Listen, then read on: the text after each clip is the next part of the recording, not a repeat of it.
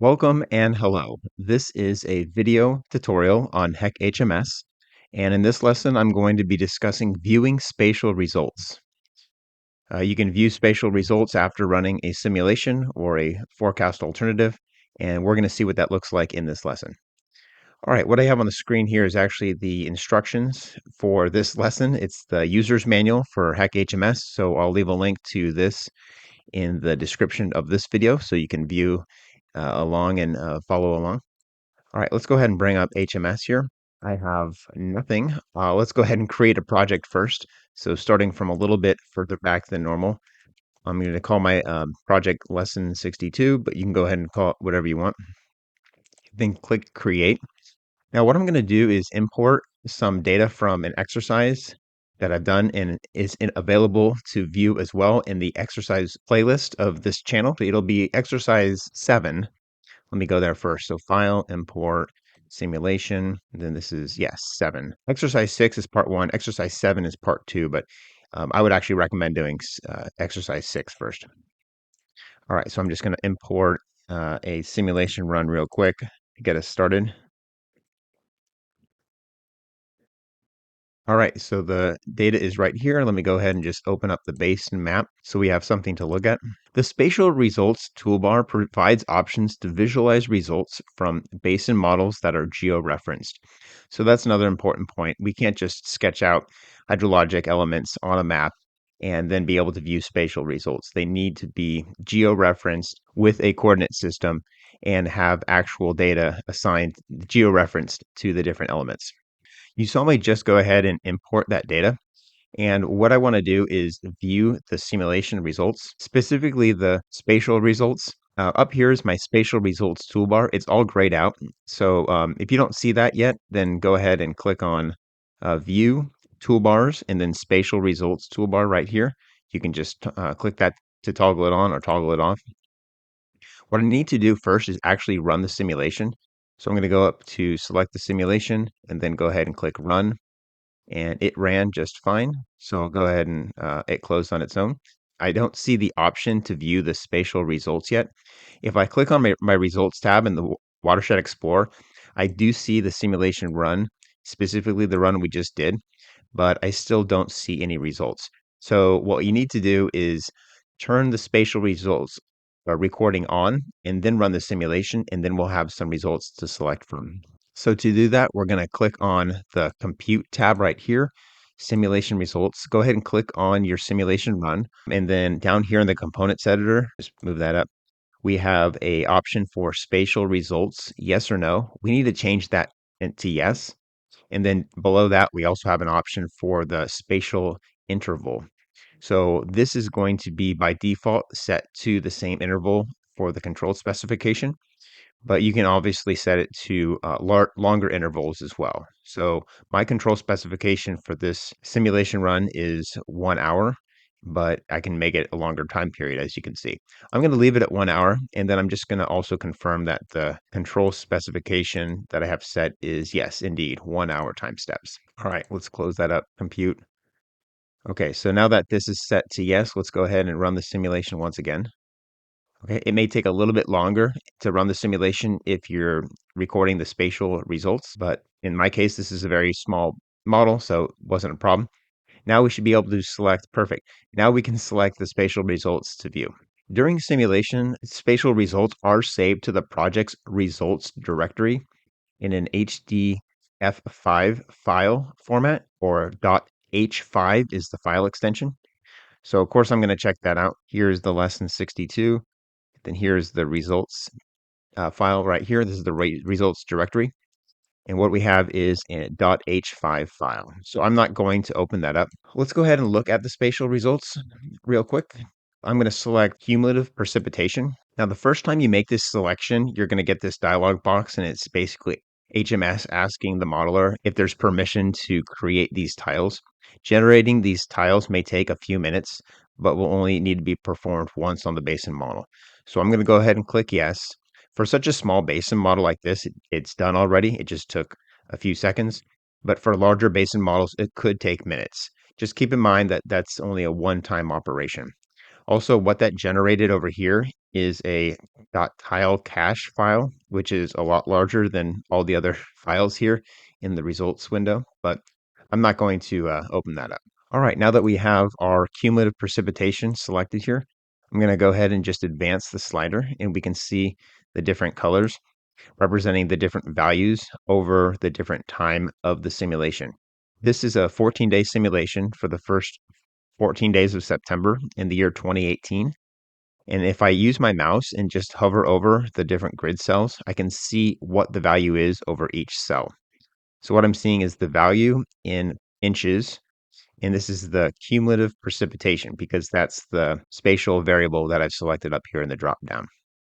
All right, so we have 0.91 inches, 0.33 inches, 0.40 inches. Up here it's more, it's 1.6 inches. Also, if I wanted to see a plot of an individual grid and its value for the selected variable, cumulative precipitation in this case, over the course of the entire simulation, how about this grid cell right here? Right now it's 0.78 inches, but if I right click, I can select plot spatial results. And now what I get is a plot here of just that one grid here, cell 708, comma 1063.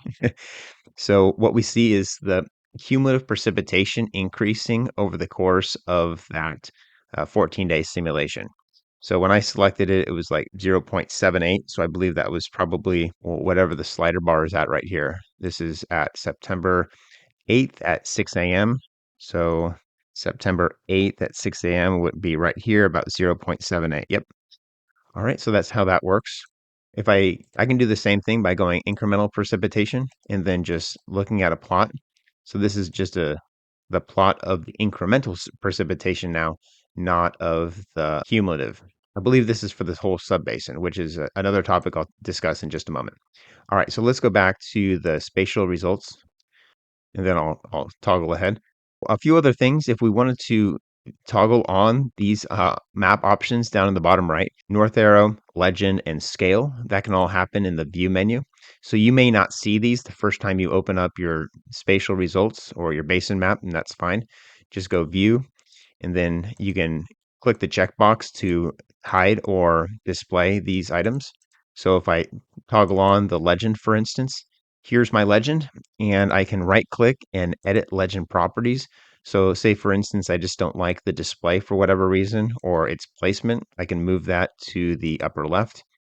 And then the fill color is white, but I could change it to light gray. So let's see what that looks like. Now my legend is in the top left with a gray background, and I don't like that. So I'm going to change it back to lower right, and fill color will be white. Okay. The same is true with the other two options. There's the north arrow and the scale bar. North arrow is right here. Again, I can right click, edit the properties of the north arrow. I'm not going to do that though. Actually, one thing I thought was pretty cool is it does allow you to set magnetic north versus true north. Hadn't seen that before. And then let's add that scale bar back in, and I can right click and change the properties of the scale bar as well. All right. There are a few requirements for the individual cell data to be displayed and viewable when viewing the spatial results. The default when viewing results is just to see the results at the subbasin level. Now, right here on the map, I have 3 subbasins making up my watershed. So here's one subbasin here, Stump Creek. This is the Mahoney Creek local subbasin, and then East Branch Mahoney Creek over here is a third subbasin. If I wanted to see the spatial results on an individual grid by grid basis, like I see here, then the discretization method needs to be specified as either structured, unstructured, or file specified. So if I click on a subbasin here, I'm currently using discretization method as structured, and then I can check out the details right here. Another requirement is that the transform method needs to be set to mod Clark or 2D diffusion wave. So if I go back to the subbasin, I'm currently using the mod Clark transform method. Not all of these transform methods will support or provide spatial results on a grid cell by grid cell basis like we're seeing in the map display here. All right, let's go ahead and talk about the toolbar. So next up is the toolbar. Let me click back on my results here. As we've already alluded to earlier, this first drop down is the actual parameter that we're seeing. Now, what I have for my results are the spatial results you're seeing in this toolbar right here. None, precipitation can either be incremental or cumulative, loss, incremental or cumulative, that's like infiltration, and then the excess would be incremental or cumulative. Clearly, HMS records more spatial results and variables than the 6 you're seeing here. So I'm going to bring up the user's manual and then scroll down. There's a table here that shows list of spatial variables, and it lists all the different spatial variables that can be viewed if the model is set up and that the data is available. So I have the first two already in my model, incremental precipitation and cumulative precipitation. It shows the process and the method as well if you're curious. But then if I scroll down, you see more. There's air temperature, atmospheric pressure, wind speed, humidity, radiation values, and so on. I'm not going to read them all. There's probably 30 or 50 different options. So you get the idea. I'm going to keep mine set to cumulative precipitation for now. The next thing over in the toolbar here is the slider bar. So as we simulate the compute duration from beginning to end, we can just pick up the slider bar and move it manually. And then to the right of that are the play controls. So we can just click the green play button and let it play through. And we can pause it at any time. If we click play and then stop, it will stop and return to the beginning. And then the other controls here you're seeing will step forward one frame at a time or one time period, one time interval, advance to the end, advance to the beginning, and forward a frame, back a frame. The next button over is this max button. So if I go ahead and click that, what it does is it provides the maximum value at any cell on the map. And this is regardless of the actual time step that that cell has its maximum value. Now, in the case of cumulative precipitation, then the maximum value would always be the last time step, or I guess it could be a tie for the last time step. But in the case of something like incremental precipitation, and then I click max, now what we're seeing is the maximum precipitation at each grid, which could really occur at any time step during the simulation. So yeah, 0.86 inches per hour is a real heavy rainfall. The next button over is minimum. So this is sort of like, I'm going to change this back to cumulative, which it's just going to be zero values. For precipitation, the minimum value here really isn't quite as interesting as it would be for some other parameters that we saw, not precipitation though. After the minimum button, we have three more buttons here: settings, video record, and snapshot of data. So let's go ahead and talk about the settings. Whenever I open this up, the dialog box is always way too big. Inside the settings here, I got three tabs: playback, symbology, and display. For playback, this basically just allows me to control the speed of this play button. So if I went ahead and changed it to something a lot slower, like 6 frames per second, I think that's what that is, and then click apply and then OK, then when I click the play button, it's now going much slower. So it takes 2 seconds to go through every day, or no, 4 seconds to go through every day because I'm using an hourly time step. So let me just zoom ahead to the interesting part, which is really like September 8th and 9th and so on. So this is cumulative precipitation, and it's just easier to see when it's going slow like this, I think.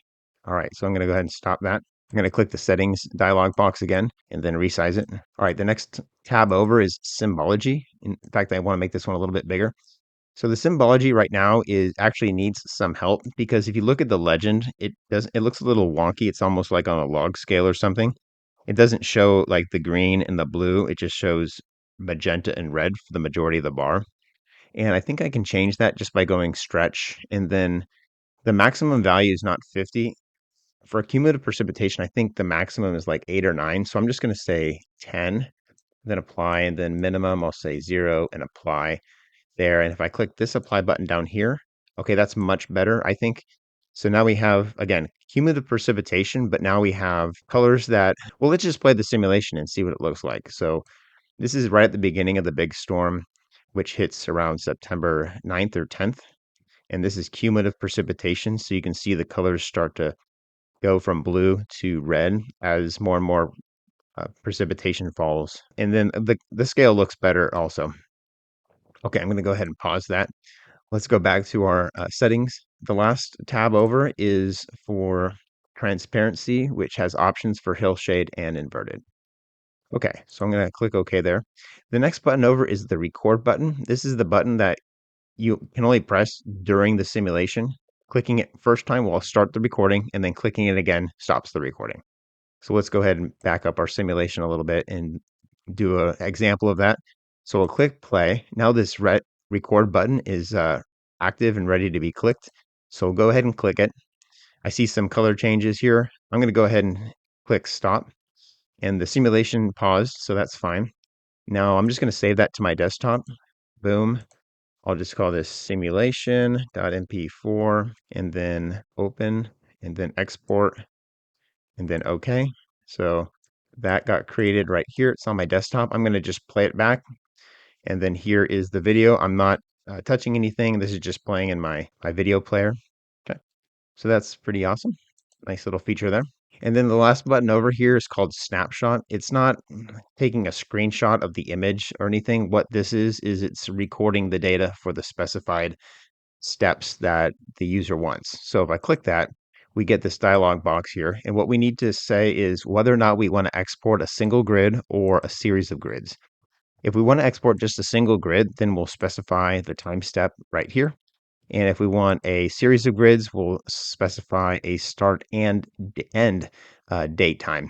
Let's go ahead and go with a single grid. And the hour that I thought had a lot of interesting data was 4 a.m. on September 11th. Below that, I need to specify if it's going to be a DSS record, a TIFF file, or an ASCII file. So let's go ahead and demonstrate all three. This is DSS. Oh, I need to provide a file name. So let's just, again, put it on my desktop for simplicity. Then I'll call it dss.dss and export.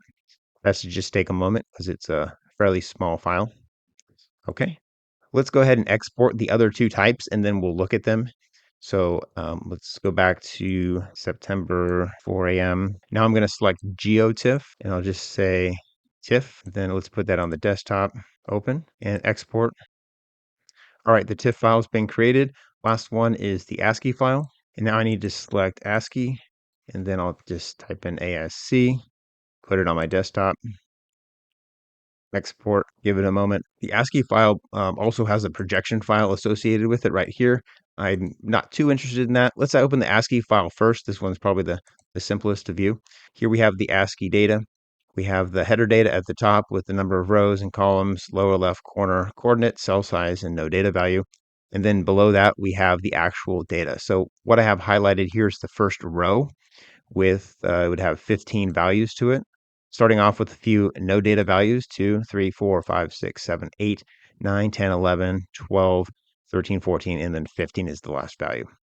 Then after that, I'm starting on with the next row, and then after that, the next row, and so on. The values you're seeing here are cumulative precipitation, and this is at September 11th at 4 a.m., I believe, on the simulation. So why it needs to go out to like 15 decimal places for inches, nobody could reliably measure to that level of precision, but it's okay. It's a model. So this is the data. We have 14 rows, 15 columns. I think I've said enough. I'm going to go ahead and delete those ASCII files. Next up, let's take a look at the same data in a DSS view. So we should have the same metadata and individual values, and also we should see a display. So let me bring up DSS view here, and then I'll navigate to my desktop. There it is, and open. Here's the record. We have the cumulative precipitation, and then part D is the range. It shows the date time. So let's go ahead and look at the plot. Here is our plot. This should look somewhat similar to our HMS, which is right here. Certainly the outline looks similar. The colors may be a little different, but I can hover over the individual values and then the little title bar or banner pops up with that cumulative precipitation at the September 11th at 4 a.m. right there. This is 6.62, 6.82. And then if I click the grid info data, I get, the same metadata I saw before about lower left corner, cell size, data type, units, projection. The TIFF file can be viewed a few different ways. I'm going to go with QGIS as my preferred option, but there's a lot of other options as well. So to do that, I'll go up to layers and then add layer, add raster layer. And then I need to navigate to that TIFF file. which is right here on my desktop. I'm not going to mess around with any of the settings. I'm just going to click add. It added over here in this side panel. And here is the grid data. This is black and white, but I can obviously change that. I'm not going to mess with that. I'm just going to click apply and say, just use the red, I guess. But this is another way to visualize the data in QGIS. Another way is to use some other plotting methods, like Python has some libraries that can facilitate this. I need to move that file over 1 second. I prepared this, so let's move that there. TIFF.TIFF, I think that should work. 1 second. View GeoTIFF. It displayed that snapshot of data visually. I think I'm rotated 90 degrees, and I'm not going to take the time to figure this out right now, but you get the idea. We can visualize the data in a snapshot. I do notice that the value and coordinates are popping up in the bottom right corner when I hover over. So 6.294, 6.172. Okay, so there's that. And I've also exported the actual values here in the console window down below. So this is similar to what we saw with the ASCII file. All right, well, that was it for this lesson on viewing spatial results from a simulation run or a forecast. We needed to run the simulation with that value set to yes for spatial results right down here.